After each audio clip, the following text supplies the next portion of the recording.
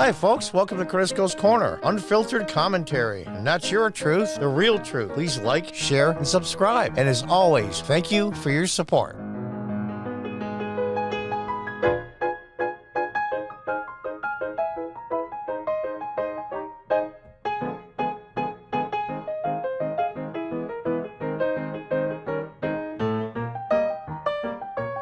Now, here's the thing that they're really mad about. Actually, the ID is next. The law makes a number of changes to absentee voting. Notably, it shortens the duration of the absentee voting period and changes the identification requirements for absentee voters. Ding, ding, ding, ding, ding. Exactly right. I will not purposely ever, when I was on city council, I'd never worked for a state. I would never vote for a law that purposely disenfranchised people.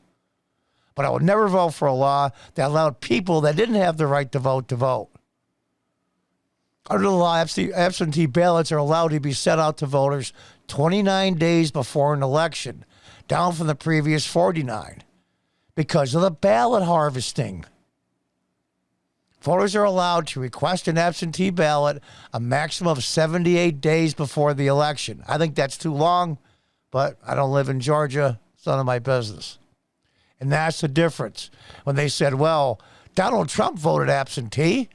He's residents in Florida, and he's a hypocrite. No, what they were doing is they were sending out ballots unsolicited.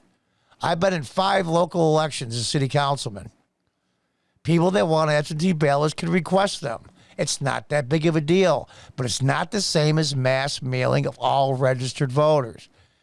The applications have to be received by election officials no later than 11 days before the election. You can't have this, I got it the day before or 2 days before, or that registered same-day voting nonsense. It's a security issue. It's not secure. And the quickest way to destroy a republic is to have the general population lose faith in its voting security. 11 days before the election, a reduction from the previous effective deadline of 4 days. Too tight, sorry. And that's the other thing. These boards of elections, and I know they were here locally because I know some of the people that work there, here locally in Broome County in upstate New York, they were getting swamped. And it was purposely done. Here in New York, it was purposely done to register on through the DMV or online so they would get swamped. And they could not vet every single voter registration card, i.e., are you a citizen? That's the last 4 numbers of the social match. Do you have any previous felonies?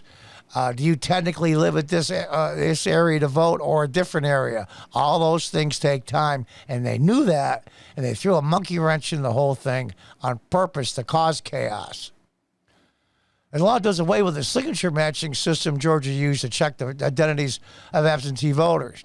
Instead, voters will have to provide their Georgia driver's license number, the number on their state identification card, or the last 4 digits of their social security number. I have no problem with that. I think the only 4 numbers of social security is a little small, but nobody wants to give out more than that. Okay, I'll make that concession.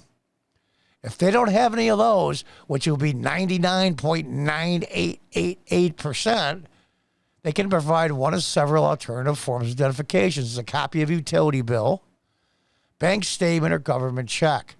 Advocates of the change say this identification system is more precise than the subjective attempts to try to match handwriting. They were using computers.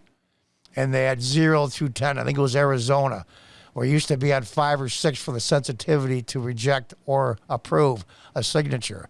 Well, they were all brought down to almost all 0.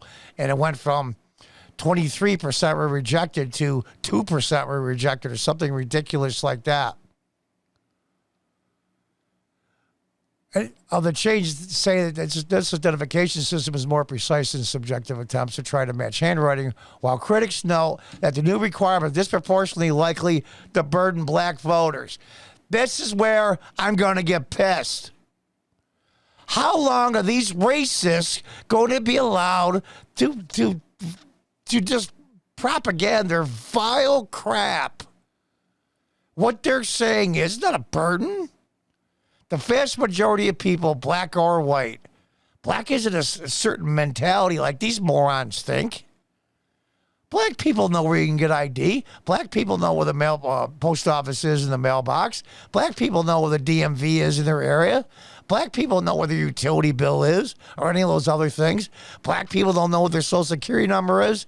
And when are non-white people going to realize that these progressive Democrats are the racists? They're saying that blacks are too stupid to fill out any of these easy requirements. State identification card, driver's license. All right, there's 98% of the people. Then we get down to social security number, utility bill, or a bank statement. What's left? 99.9888888. There's like 4 people. This is ridiculous. This is what they're protesting, and this is why the All-Star game was moved from Major League Baseball. I boycotted football. I did not watch 1 minute of it because of the crap they were pulling. I'm not a huge baseball fan, but I watch it sometimes. I won't watch baseball for another year. Another section of law which has generated criticism from Biden and others, well, no, Biden's people told him to say and others, limits how voters can be provided food and drink in the vicinity of a voting location. You can't give gifts to people in line. They're going to vote for John Cordisco on a T-shirt and have buttons and a hat. Here, would you like some water? Of course you can't. The law makes it a misdemeanor for any person to give or offer any money or gifts, including food and drink. It's psychological. You see, vote for John Cordisco and John Cordisco on the water or the bag of chips they give you or a hot dog, whatever the hell it is, they're going to feel somewhat obligated. Like I used to think of people ride to the polls. Yeah, they feel obligated. It wasn't against the law, so I did it. To any voter within a polling place within 150 feet of the building housing a polling place or within 25 feet of any voter standing in line to vote at any polling place. This provision is located in the same paragraph as the provision banning campaign activity in these locations. Like, what was it, Philadelphia? Where the whole list of Democrats to vote for, state and local, and Biden. And then when somebody complained, they pulled the sign down. This thing was like 5 or 6 feet tall and 2 or 3 feet wide. Right in front of the door, people come in, listing all the Democrats. These people never act in good faith.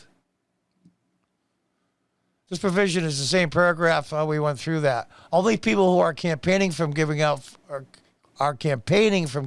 food and drink. It says any person, not just campaigners. Because they'll just wear a regular T-shirt. Oh, by the way, I'm on the Crisco campaign.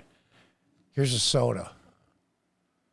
There's exception, however, one exception. Poll officers are allowed to make available self-service water from an unattended receptacle to an elector waiting in line to vote. And it's perhaps worth noting there's not a prohibition on voters in line buying food and drinks for themselves. The provision is about other people providing money or gifts, including food and drink. Now, you can go through all the different other little things here that they did. I know I'm going a little long, but this is so important because this is a trial test. What do they call that in politics? You put a balloon up and see where it flies. This is a trial test. They had a whole bunch of twisted words in there and slander against the law, not against an individual, and lies. This is not hurting non-white people. We would not be worn down. Warnock. Well, you know what, sir? I'll call you Senator Warnock. I don't even say sir because I show respect for the office, not the person. You're going to be gone soon. He comes up in 2024. Or excuse me, 2022. He only fills out the remainder of the term in Georgia. It's not for 6 years. So he's going to be gone. I can guarantee you. Republicans need to grow a spine. I think this law is incredibly fair. I think it expands voting from pre-Corona-19 issues. There is no emergency, and there won't be this November. It's more than reasonable not to put hundreds of drop boxes all over the city 24/7 with no monitoring. That's ridiculous. It's ridiculous. They don't in these election places, they're going to have cameras on these drop boxes. They're going to have cameras. Because, well, John, voting is privacy. Well, no, they can't see who you voted for. Duh.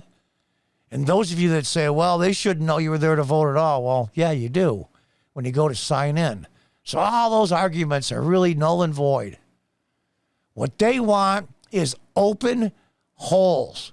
They want security holes and breaches. Now, you're going to say, well, they're not going to pay people do anything illegal. They're not going to do it. Yeah, but somebody might. Somebody might. Just a little tiny bit of security. This is more than reasonable.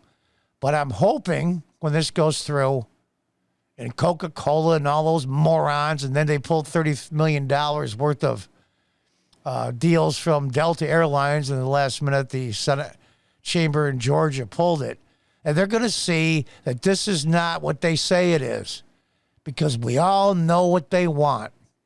They want universal mail-in voting.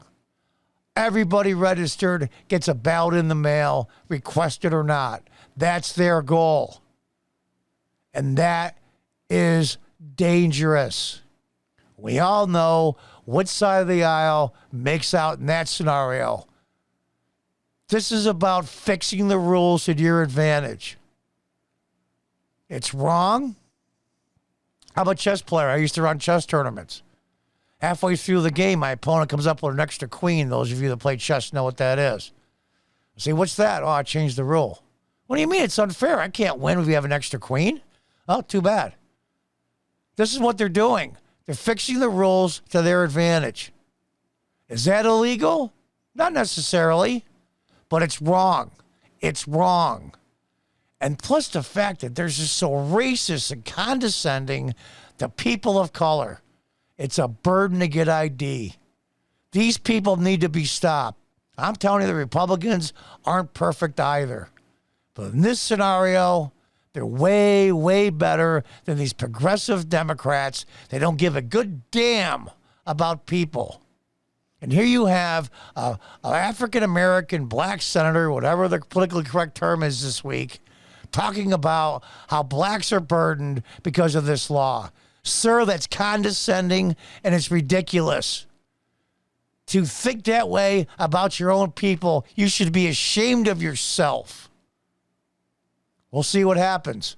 And I hope the laws as they get changed will be a little bit tougher. There's a couple of things in here I didn't like, but it's not outrageous. But this is a test. Republicans grow a spine. Remember, you cannot deal with people that will not be dealt with. They have no intention on being fair. As Tucker Carlson said, you cannot be nice to people who hate you. And until next time, folks, goodbye and good luck.